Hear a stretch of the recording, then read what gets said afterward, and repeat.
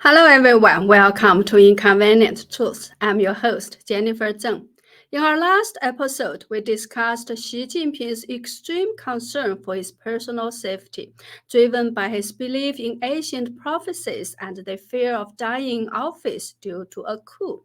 The latest reports now reveal that Xi's crackdown on the Rocket Force, the Chinese military unit responsible for missile operations, is also linked to these ancient prophecies. He believes that the soldier with a bow mentioned in the prophecies correspond to the rocket force. Furthermore, military experts have delved into possibility of China's rocket force missiles reaching Xi Jinping. Today, we'll dive into these two intriguing issues. In our previous episode, we talked about a prophecy from over 1300 years ago in the Tang Dynasty called the Tuibei Tu. This prophecy includes a final image along with a poem. Quote, a soldier carries a bow, only saying, I'm the old man with white hair. In the east gate, a golden sword lies hidden. A brave warrior enters the imperial palace from the rear gate. Unquote. According to a very reliable source of mine, Xi Jinping believes that the soldier with a bow mentioned in this poem corresponds to the rocket force. In ancient times, bows and arrows were long-range weapons used to kill opponents from a distance. Today, these long-range weapons are represented by missiles. Xi Jinping believes that within the rocket force, which controls missiles, there may be individuals who pose a potential threat to him and wish to harm him, and that is the real reason why he started a large-scale purge in the rocket force. Up to now, 11 generals have been removed. So, can the rocket force missiles really reach Xi Jinping if they were to plan a coup or an assassination? A military columnist named Zeng has provided us with some intriguing analysis. He mentioned that most of these missiles controlled by the CCP are in the hands of the rocket force. In theory, they don't need to enter Beijing to launch an attack on Zhongnanhai, which is the compound that houses the offices of and serves as a residency for the leadership of the CCP. The majority of the rocket force Dongfeng 11, Dongfeng 15, and Dongfeng 16 missiles are mainly deployed near the Taiwan Strait, and their range is not sufficient to reach Beijing. If Xi Jinping were to visit Fujian, Jiangsu, Guangdong, or nearby provinces, he might fall within the range of these missiles. Recently, Fujian was hit by two typhoons, but Xi Jinping did not visit there. China's intercontinental ballistic missiles carry nuclear warheads, and they cannot be put into launch mode without Xi Jinping's direct order. The CCP likely has a nuclear code mechanism similar to that of the US, and Xi Jinping wouldn't designate Zhongnanhai as a target. Rocket force commanders would find it difficult to unilaterally order the Dongfeng 31, Dongfeng 41, and Dongfeng 5 missiles to be combat ready. The CCP has 6 Dongfeng 26 missile brigades and 1 or 2 Dongfeng 21 missile brigades, which could potentially be used for a coup or an assassination, but it's not easy to execute such a plan. The brigade commander, deputy commander, and the political commissar of one of these missile brigades would all need to unanimously agree to risk their lives. At least one launch battalion would need to fully obey orders, and the officers and soldiers responsible for fuel, warhead, and vehicle storage locations would also need to cooperate fully in order to quickly prepare for launch. So, what missiles might be able to target Zhongnanhai?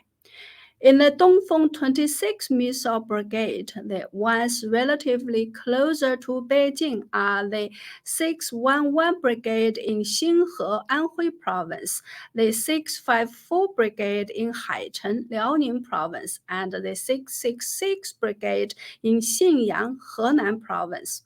The straight line distance from Haicheng to Beijing is about 600 kilometers, but the missile's ballistic trajectory would make it significantly longer. From launch to hitting Zhongnanhai, it would take at least several minutes, and missiles from other bases would take even longer to reach. Beijing is surrounded by the best radar systems that the CCP has, so they should quickly detect incoming missiles. After receiving the alert, Xi Jinping would have enough time to quickly take shelter in the underground bunkers in Zhongnanhai. It remains to be seen whether the CCP's S-400 anti-aircraft missile system can intercept Dongfeng 26 missiles. The rocket force might be able to launch missiles at Zhongnanhai, but there's no guarantee they would hit Xi Jinping directly. Other individuals would need to be involved in making it happen. The challenge for the CCP's rocket force is how to prevent radars from detecting the missile launches if they plan to target Zhongnanhai. If they want to disable the radar systems around Beijing, they need the strategic support force to work together with them, as the radar systems are controlled by the strategic support force. If the radar systems fail to provide early warning and Zhongnanhai is unaware of incoming missiles, whether Xi Jinping is working or resting, he would have no chance to escape. Each Dongfeng 26 missile has a warhead weighing between 1.2 to 1.8 tons, and even with a significant margin of error, if multiple missiles were to attack simultaneously, Xi Jinping's residence and office in Zhongnanhai would likely be flattened, leaving little chance of survival. In other words, the CCP's rocket force would need cooperation from the strategic support force to launch missiles at Zhongnanhai. Both branches of the military would need to coordinate to carry out a coup, or the chances of success would be greatly reduced. Then, are there any cooperations between these two military branches?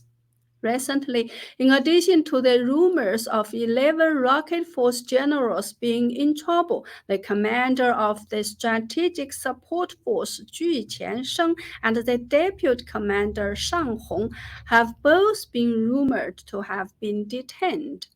This is a picture of Xi Jinping and Zhu Qiansheng, and this is Shang Hong.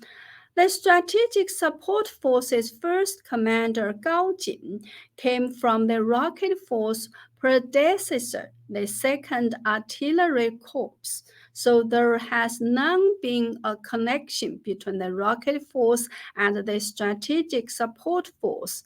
Similarly, the rumored to be investigated Minister of National Defense Li Shangfu was once the first deputy commander and chief of staff of the Strategic Support Force. So Xi Jinping may be purging both the rocket force and the Strategic Support Force simultaneously. However, no matter who plans a coup or assassination, there's another critical factor: inside information. Whether the rocket force uses missiles to attack Zhongnanhai or locations where Xi Jinping might be, they would need to promptly obtain Xi Jinping's precise location. Otherwise, the efforts would be in vain. Xi Jinping's everyday residence and workplace should be in Yingtai, a small island within the South Sea of Zhongnanhai. but he occasionally visits other places within Zhongnanhai. If the plotters can't pinpoint Xi Jinping's location in time, even with multiple missile attacks, they might miss the target, considering that Zhongnanhai is as large as 100 hectares. Then, who possesses the capability to ascertain Xi Jinping's exact whereabouts? Individuals like his personal security personnel and service staff, as well as certain high-ranking CCP officials, can all access this kind of information. Should anyone among these individuals become engaged in a coup, they must promptly transmit Xi Jinping's coordinates to the rocket force. A missile brigade should stand by and launch promptly. Otherwise, there is no assurance of hitting the target. We mentioned before that Wang Shaojun, the former director of the CCP's Central Security Bureau, passed away in Beijing on April 26 this year. But the official announcement of his death only came 3 months later. Why? Wang Shaojun was someone Xi Jinping once trusted deeply. He often served as Xi Jinping's personal security guard. Here, he was seated in the front passenger seat, accompanying Xi Jinping during an inspection of troops in Hong Kong in 2017. So, why did the CCP only announce the news of the death of such an important person 3 months later? Are there any hidden secrets?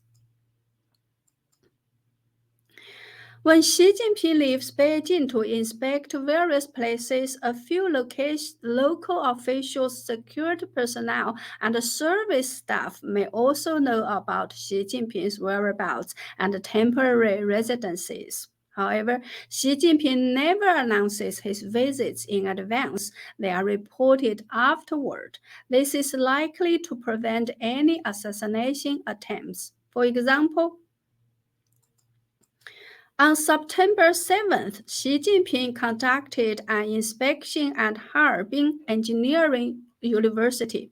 According to local netizens, his movements were highly confidential, and no one outside of state media was allowed to photograph him. The entire campus of Harbin Engineering University was under the strictest lockdown, with all recording equipment confiscated. All surveillance cameras on campus were recovered, all manhole covers were sealed, and many extras were brought in by buses and impersonated as students. The real students were all kept confined in the teaching buildings, and they were not allowed to come into contact with Xi Jinping's motorcade. Along the roadsides where Xi Jinping's motorcade passed, all street-facing windows were required to be covered with curtains. Why cover up all surveillance cameras? Some analysts speculate that this was to prevent hackers from infiltrating Harbin Engineering University's network to obtain Xi Jinping's precise location. Please pay attention to the reporting date by Xinhua News Agency. His inspection on September 7th was only reported on September 9th, that is, 2 days later. On September 8th, Xi Jinping also inspected the 78th Group Army of the People's Liberation Army. Similarly, Xinhua News Agency's report was delayed by 2 days and published on September 10th. In all other news around the world, there is a race to report first, sometimes even with live broadcasts. However, Xi Jinping's travels are kept under tight wraps, as if it were an underground operation by gangsters or outlaws. If it's not to prevent assassination, then what could be the reason? Shenzhou said that hitting Xi Jinping accurately with rocket force missiles is not an easy task. Besides rocket force missiles, there's another type of missile that could be more capable of hitting Xi Jinping, and that type is the S-400 anti-aircraft missiles imported from Russia. These missiles are mainly assigned to Beijing's garrison units. When Xi Jinping leaves and returns to Beijing on his special plane, if anyone attempts a coup or assassination, launching anti-aircraft missiles to attack Xi Jinping's plane would have a much higher chance of success. If Xi Jinping's special plane lands in a location with local troops equipped with anti-aircraft missiles, it is also possible to facilitate an assassination attempt. However, Xi Jinping has long been prepared for this. He primarily travels by train, making it challenging to use anti-aircraft missiles for assassination. On August 26, after attending the BRICS summit in South Africa, Xi Jinping didn't return directly to Beijing but stopped in Urumqi, Xinjiang. Chinese state media reported that Xi Jinping specifically received briefings from Xinjiang officials. But as a matter of fact, the main reason for this move was probably to switch to a train after Xi Jinping's special plane landed in Urumqi. However, as this would look awkward, so they arranged a briefing that was not important at all. Wang Xiaohong, the CCP's Minister of Public Security, was also present. It is likely that he was there to especially ensure Xi Jinping's safety. In recent years, Xi Jinping has traveled by special train when inspecting various locations, probably to prevent any assassination attempts with anti-aircraft missiles.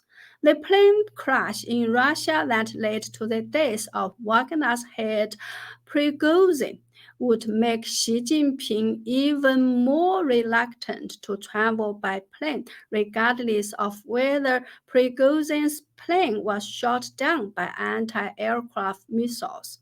If we examine Xi Jinping's domestic travel records over the past several years, we will notice that he mainly utilized trains as his mode of transportation. However, I'll omit the specific details for now.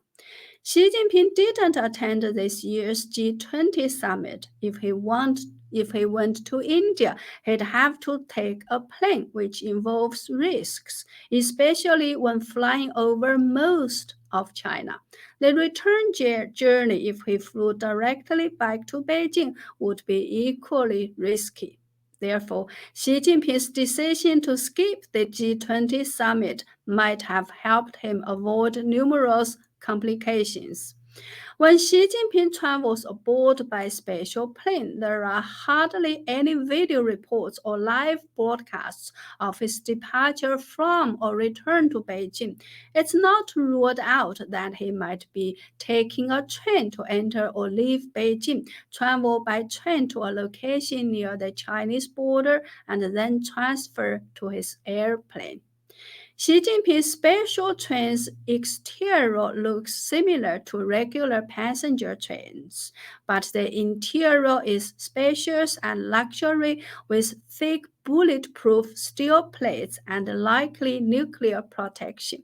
The train doesn't run too fast as high-speed travel makes it prone to instability due to external forces. If someone places foreign objects on the tracks, the train can derail at high speeds, endangering the occupants' lives.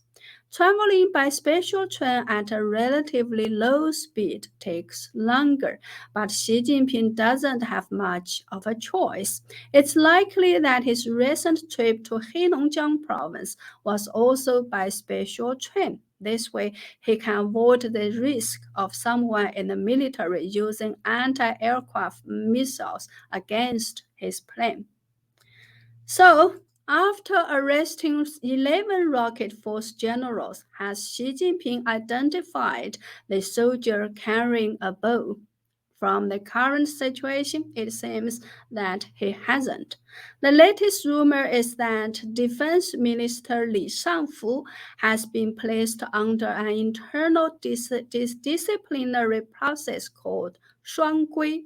At the very least, he has not been seen in public for over 2 weeks. In the meantime, several military industrial executives were arrested, including Liu Shiquan, chairman of China North Industries Group Corporation; Yuan Jie, chairman of China Aerospace Science and Industry Corporation; and Chen Guoying, general manager of China North Industries Group Corporation; and Tan Ruisong, former CCP secretary and chairman of Aviation Industry Corporation of China.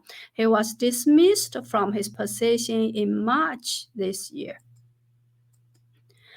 If Xi Jinping is indeed superstitious, then prophecies about his demise through a coup or assassination would certainly impact his psychology, mental state, and even his decisions regarding travel and other matters. Given the rumor about his possible mental health issues, this is more concerning as his superstition about prophecies is likely to trigger more military purges. There has even been recent rumors that even Zhang Youxia, the current vice chairman of the CCP's Central Military Commission, who is the second highest ranking figure in the military, could be implicated because Li Shangfu was groomed by him. The question is whether a large-scale military purge could indeed lead to military resistance or even rebellion, ultimately turning the ancient prophecy that Xi Jinping is desperately trying to prevent into a self-fulfilling one. Furthermore, the concern is what it means for the security of other countries if a dictator with a powerful military loses rationality. These are the reasons why we need to pay attention to Xi Jinping and the ancient prophecies. Well, that's all for today. Please remember to subscribe to my channel and double check if you are still subscribed. If you enjoy my content, please kindly share my channel and videos and visit my website at jenniferzengblog.com. That's jenniferzengblog.com for membership or donations to support my efforts. Thank you. See you next week.